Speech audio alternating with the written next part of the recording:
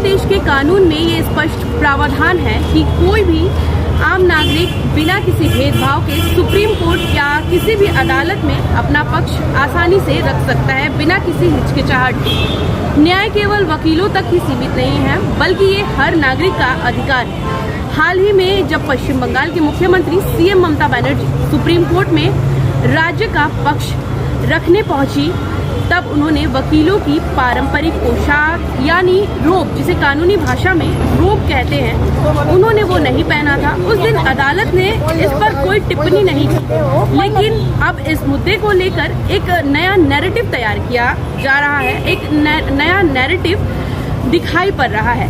इस पूरे घटनाक्रम में एक तरफ चुनाव आयोग, वहीं दूसरी तरफ सुप्रीम कोर्ट और वहीं तीसरी तरफ देखा जाए तो राज्य सरकार यानी पश्चिम बंगाल सरकार। इन संस्थाओं के बीच की इस रस्साकशी में ये सबसे बड़ा सवाल ये उठता है कि आम जनता कहाँ खड़ी है।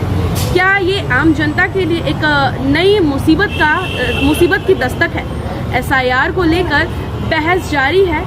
कुछ लोग इसे जरूरी बता रहे हैं तो कुछ लोग इसे जल्दबाजी में उठाया हुआ कदम मान रहे हैं। सबसे बड़ा मुद्दा ये है कि 7 दिनों की जो डेडलाइन सुप्रीम कोर्ट द्वारा दी गई है, क्या इसे फुलफिल किया जा सकता है? अगर किसी व्यक्ति का नाम किसी सूची में नहीं आता तो क्या नाम के स्पेलिंग में कोई त्रुटि हो जाती है, तो क्या 7 दिनों के भीतर इसे सुधार पाना व्यवहारिक रूप से ये पॉसिबल लगता है? क्या ये संभव लगता है?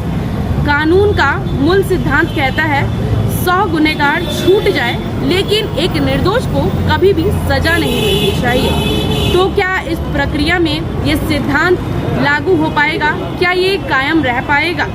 2026 के चुनाव की ओर बढ़ते हुए ये प्रश्न और भी महत्वपूर्ण हो जाता है, और भी इम्पोर्टेंट हो जाता है। क्या ये पूरी प्रक्रिया संवैधानिक कसौटी पर खरी है या खरी उतरेगी? और सबसे अहम, क्या आम नागरिक का विश्वास न्याय व्यवस्था और चुनावी प्रक्रिया पर बना रहेगा? फैसला संस्थाओं का होगा, लेकिन असर सीधे जनता के भविष्य पर पड़ता हुआ दिखाई देगा। मैं आशा करती हूँ कि इस देश के हर एक वैध नागरिक का मतदान का जो अधिकार है वो सुरक्षित रहे, उसका हनन ना हो। और मैं ये भी उम्मीद करती हूँ कि किसी भी प्रक्रिया या प्रशासनिक जल्दबाजी की वजह से एक की भी जान जोखिम में ना पड़े, क्योंकि देश की भविष्य केवल कागजों और संस्थानों से नहीं है, बल्कि देश का भविष्य आम नागरिक, आम जनता से है, उनकी आवाज़ से है, उनके अधिकारों से बनता है। तब तक के लिए देखते रहिए, जुड़े रहिए हमारे साथ कनेक्ट प्राइम के साथ। धन्यवाद।